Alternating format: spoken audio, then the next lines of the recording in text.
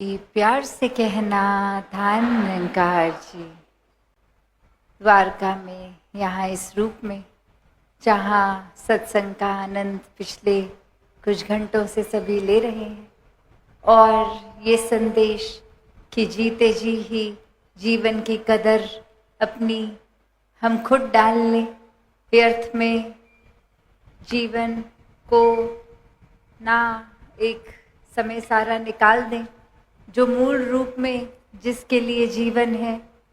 वो कार्य एक परमात्मा की प्राप्ति की जाए। और ये कोई संदेश आज का संदेश नहीं, युगों युगों से सभी संतों ने समझाया कि अपनी पहचान, ये स्वयं की पहचान करनी है तो वो एक ही तरीका है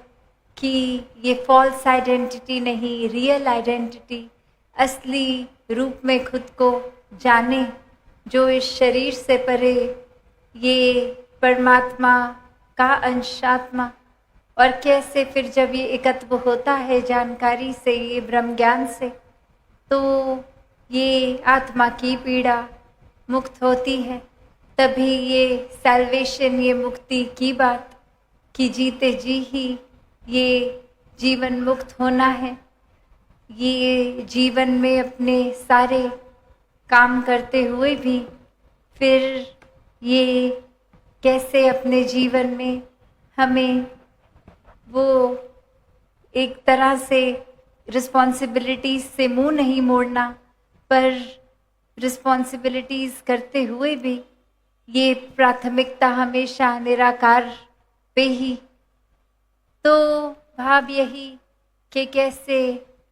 एक एक संत का जीवन अगर हम देखें तो सही कारण से ही परमात्मा से प्यार करना है, यही संदेश मिला।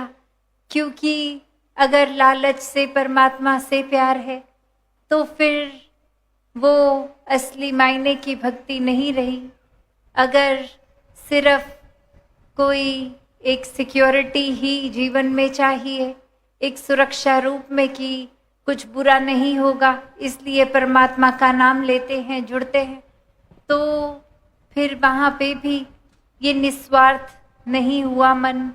ये भक्ति फिर स्वार्थ की ही। कहीं इस वजह से ली जा रहा है नाम कि कैसे हम अगर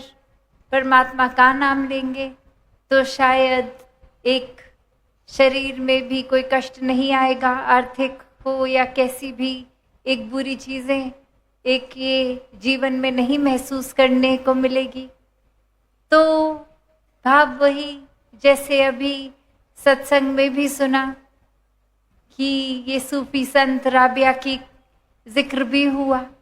और उन्हीं की ये कहानी भी कि एक दिन बाजार में एक हाथ में मशाल आग की लेकर और दूसरे हाथ में पानी की बाल्टी लेके पूरे बाजार में ये सूफी संत राबिया घूम रही थी। और पूछने वालों ने पूछा कि ये क्या कर रहे हो, तो बात यही बोली गई कि ये जो मशाल है, इसकी जो आग है, इस आग से मैं ये हेवन, ये स्वर्ग, इसको जलाना चाहती हूँ, और जो बाल्टी में पानी है इससे नर्क की आग बुझाना चाहती हूँ। और फिर पूछने वाले पूछते हैं कि वैसे तो ऐसा कर नहीं पाओगे, पर चलो अगर ऐसा कर भी दिया तो उससे हासिल क्या करना चाहते हो। और वहीं राबिया जी ऐसा बोलती हैं कि एक इंसान ने जहाँ इस तरह से अपनी सोच, अपने जीवन को बना लिया है कि ये एक ईश्वर का नाम लेके स्वर्ग मिलना है, और नहीं मिल अगर ईश्वर के साथ तो फिर नर्क। तो जब ये दोनों एंटिटी, स्वर्ग और नर्क ही खत्म हो जाएंगे, जिस तरह से अगर वो बात समझाते हैं कि नर्क में अगर जितनी भी आग है उसको ये पानी बुझा दे, और स्वर्ग की शीतलता, वो शीतल ना रहे, वहाँ पे आग लग जाए, तो फिर ना स्वर्ग बचा ना नर्क, तो अब क्या बचा। और बात यही वो संत समझाते हैं कि एक परमात्मा और परमात्मा से प्यार यही बचना है। क्योंकि अगर वाकई ही ये प्रेमा भक्ति भरा जीवन बना रहेगा तो किसी लालच से कि अच्छी चीज़ें अगर हम कर रहे हैं तो स्वर्ग मिले, या फिर भय बुरी चीज़ों का कि स्वर्ग ना मिले, जब इन बंधनों से भी हट गए तो प्यार ही बचा, और प्यार ही सही कारण भी इस परमात्मा के प्यार में भक्ति की गई तो वाकई ही वो ही भक्ति श्रेष्ठ रूप में एक अपने प्योर रूप में भक्ति है। तो भाव यही कि कैसे हर कोई जहाँ जीवन में भक्ति तो करना चाह रहा है, चाहते ना चाहते भी एक परमात्मा की एंटिटी का नाम जिक्र ज़बान से ले ही रहा है, पर ये सब करना तभी मुबारक ज़्यादा है जब वाकई ही परमात्मा की पहचान भी हो, परमात्मा को अंग संग हर समय के लिए ये एहसास रूपी नज़र से देखकर, ये ब्रह्म ज्ञान की दृष्टि से देखकर हर पल में परमात्मा ही दिखेगा। और फिर परमात्मा हर किसी में जब दिख रहा है तो फिर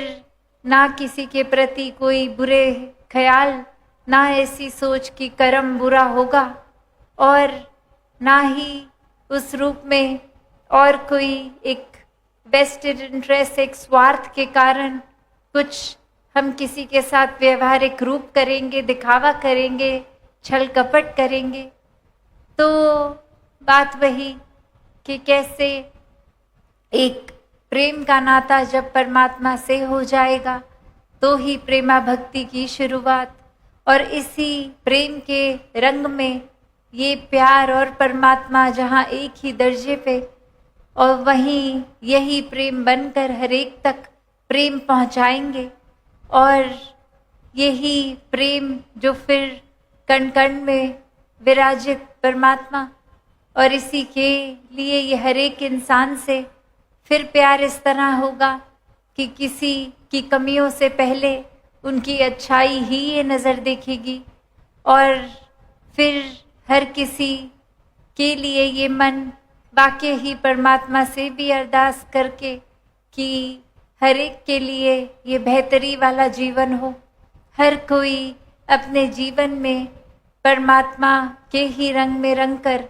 हर कार्य को करे। फिर ये नज़र कोई भेदभाव भी नहीं देखेगी कि कोई कहाँ पैदा हुआ है, किस प्रकार की भाषा या जाति का है, क्या रंग है, या फिर स्त्री हैं पुरुष हैं, अन्य कितनी भी जो ये अलग अलग करने के कारण हमने बना दिए। तो ऐसे भावों से मुक्त हो जाता है इंसान ये ब्रह्म ज्ञान से जुड़ के इस सोच को अपनाकर कि वाकई ही एक ही समान हर कोई, और अब अगर